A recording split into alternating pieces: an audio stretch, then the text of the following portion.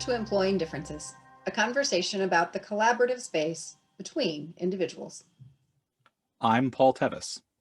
And I'm Karen Gimnig.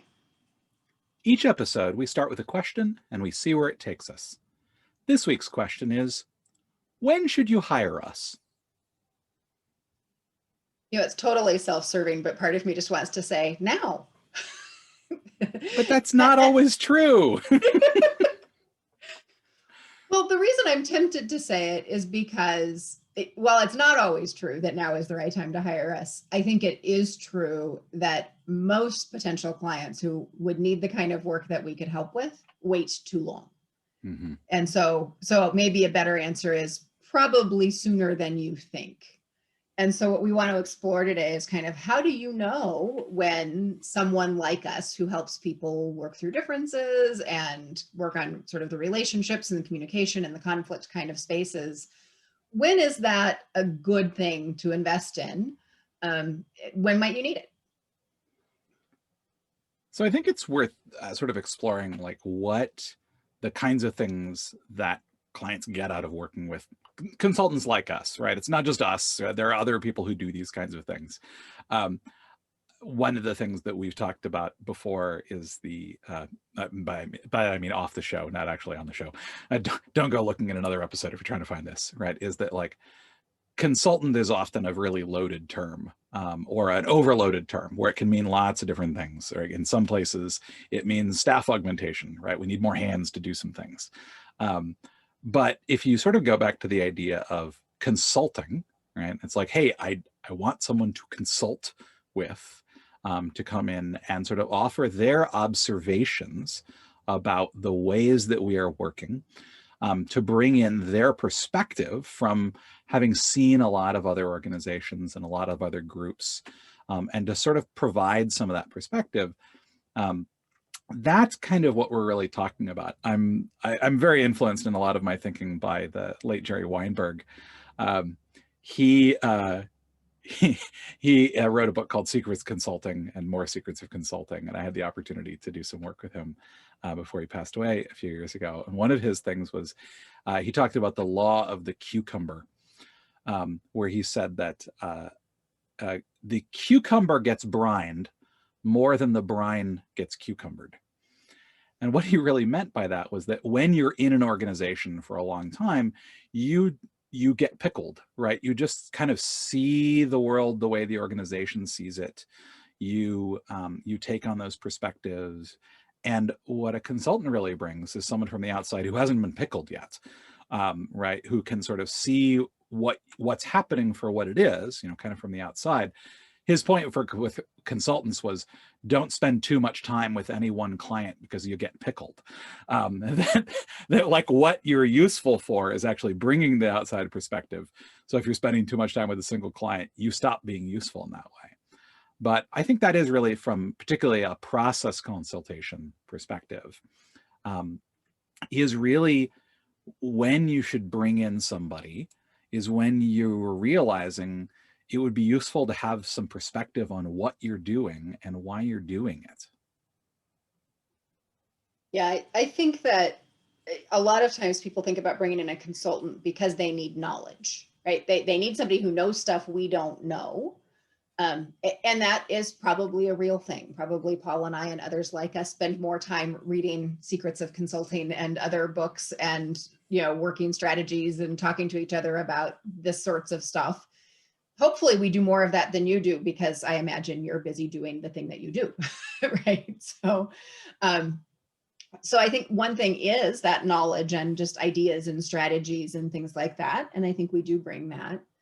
I think another thing that you get out of hiring a consultant potentially that you don't think is what you're buying, but it is that when you hire a consultant, you take time to stop and think about these things. And there is this tendency to say, well, we could do that without a consultant. And I'm going to agree with you. You absolutely can, especially if you read a good book or do a book study. Like there are lots of ways to do this without a consultant that work maybe not as well, but close to as well. Like you can make some really serious progress on these things. And I'm betting you won't. Because what I see is that this sort of work get sort of put off and postponed. And yeah, it'd be a great idea to do that, to stop and think about these things. And, or even somebody reads a book and says, oh, there's these great ideas in it, let's go implement them. But we never get around to it because we don't prioritize it. And so when you hire a consultant, you actually prioritize this type of work. There is a degree to which a good consultant is also, in this type of work, going to create some accountability for you around doing that. It's actually something that I do when I'm working with organizational clients in particular, is sort of spell out at the beginning, here's the work you're going to need to do. Sometimes organizations want to hire a consultant because they want to outsource it entirely, right? They're just like, we want someone else to just go and do that. Then for the type of work that you and I do, where it's really about building the capacity within the organization to have certain types of conversations in a skillful manner, to build relationships, like it's capacity building, that isn't something that can be done by someone outside. Someone outside can help hold you to a structure that will help you build that capacity. And that's often what I try to be really clear with my clients around is, here is what I'm expecting from you. I want to partner with you in this. And that means that I'm going to ask you to spend time on stuff that you probably know you should be spending time on, because that's why you're bringing me in, but you're probably not gonna, without something external, I often think of it as scaffolding, right? You're eventually going to develop the ability to do this on your own, but if you could do it on your own right now, you wouldn't have hired me. And so my job is to help construct enough scaffolding around this that you can now start to build the things that you need to do, so that when I leave, because I'm not gonna stay with you forever, that when I leave, you can continue to do the kinds of things that we have done together.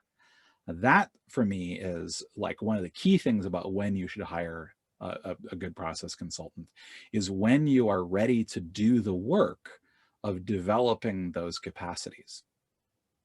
And I do think that's an important thing to note. Often decisions about hiring consultants get budget consideration, like, do we have the money for it? And I'm going to tell you that, yes, I expect to be paid. So yes, you'll need to have the money for it. But actually the bigger question is, do we have the time? Mm-hmm. And particularly if you're asking us to come in and work with a group, Paul and I both do some individual coaching, and that might be a different question. But if we're asking us to work with a group, the money that you pay us is a tiny piece of the resource. The real value that you are investing is the time of the employees or the members of your community. If you're going to have 20 people sit together in a room for a day and try to build a thing or improve a thing, if it's in this realm, that's the big investment. And the price tag of bringing in a consultant like one of us is a tiny piece of the investment. And to my thinking, if you're going to invest all that other time resource, that is actually money in many cases, that if you're going to invest that, why wouldn't you invest a little more to make really good use of that time, which is what I think you and I do. Yeah. There's another piece of this that's kind of a point of tension or paradox, which is that often you're only really willing to do that work and you're willing to commit that time and that energy when there is a painful problem to solve, right? When you're at that point where you have to confront the difficulties of learning and growth, because learning and growth are hard, right? The idea that we're not actually going to show up to do the work until not doing it is more painful than doing it. And so there's that, but also it would be really nice if we did that work before we really needed to, right? Before we got to that pain point. And so it's interesting because I see this a bunch where if it's not yet difficult and painful, people aren't willing to put in the time and the energy to actually doing the work and the growth. But also when it is, they're at that point where they don't have as much time and energy to do it. And so that's the harder part for me. Like, particularly when I work with my individual coaching clients, one of the questions I always ask them is like, what's your urgency around changing this now? Like, if you don't change, what's at stake? If you don't do this work now, what's at stake? And if they don't have a good answer for that, then often I'm not a good fit for them as a coach. But as an organizational client, where it's more of this development, like, hey, we know this thing is coming, or we're trying to get out ahead of this, like that is actually more of a clue for me that they're actually thinking about this in the right way, that they're buying into the notion that we want to head off a bunch of problems before we get there. So it's a real struggle. Like ideally, you want to be in that we're being proactive because we could see what might go wrong, and so let's do the work. But there's also this idea that we're not really going to invest in it until we're feeling the pain. Yeah. So I think it's worth talking about just sort of structurally sometimes that you might want to ask yourself, hey, should we hire a consultant? And so one of those I would say is anytime there's a new formation, anytime people are coming together that haven't been together before, getting some help, getting that relationship off the ground solidly, building some structures and methods of communication that you can all sort of have in common and use together, can be really helpful. And sometimes that just the fact that there's an outsider leading that lets everybody else be on more equal footing. So that can be really valuable. So that's one, is anytime you're gathering a new group of people, even if they're not new people to the company, but if there's new. And sometimes even if you're just adding one person to an existing team, that is a time to get some help. And that can be a nice reset for everybody, but certainly anytime anyone joins or leaves, that's a transition point. And I'd say that's the other thing, is anytime you're making a significant transition of any sort, bringing in a new system or whatever that thing is that you're transitioning, that's a point where likely some support for relationships would be useful. One of the things that you're pointing to there is that having an outside consultant and someone with a process focus in particular is really useful when you're going through change, because when you're in it, it's really hard to make sense of it in a way outside of your own experience.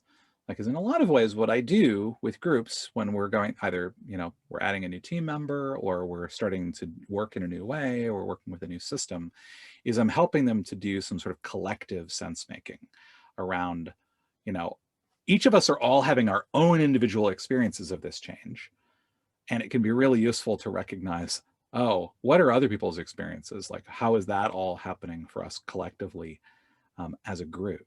And so we used to, I have a background in improv theater, and we used to say that when you step on stage, you lose 20 IQ points because you're in the middle of it, right? And you're going, I gotta do this, I gotta do this thing, there's this thing that's going on, I gotta pay, and the audience meanwhile sees everything. And so the audience is way smarter than the performers. And in some ways, that's what's really going on when you're bringing in someone from outside. You're bringing in someone who's not in the middle of it, who's not in the middle of the swirl and the chaos and the change, who can sort of tell you what they're seeing, who can help you notice what's happening, and just kind of help you figure out how you want to be with all of that swirl. Yeah. So I think that in addition to those sort of structural moments, or like that you can kind of predict the transition, the other thing I want to list a little bit is other signs.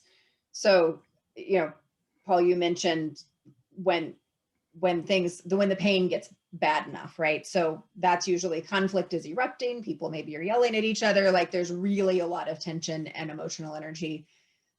You all probably already knew that was a time you might want some help. But some precursors to that are predictive, that if you're seeing might be a trigger, like let's get help now before it gets really bad. If things are getting shoved under the carpet, if sort of conflicts are sort of beginning to happen and then they're just getting shoved off to the side, so without actually getting resolved, you're just sort of walking around them. If you're seeing that happen with any regularity, that's a pretty strong indicator that something's amiss and may eventually blow up. You're going to eventually trip over those lumps in the carpet. I'd say another one is if you're seeing any sort of cliquishness, that, there are groups of people who are sort of isolating on their own and not welcoming of other groups of people, or any sort of side taking you know, if you get like these people are lined up on this side and those people are lined up on that side, and there's this sort of competing energy, that's an indicator.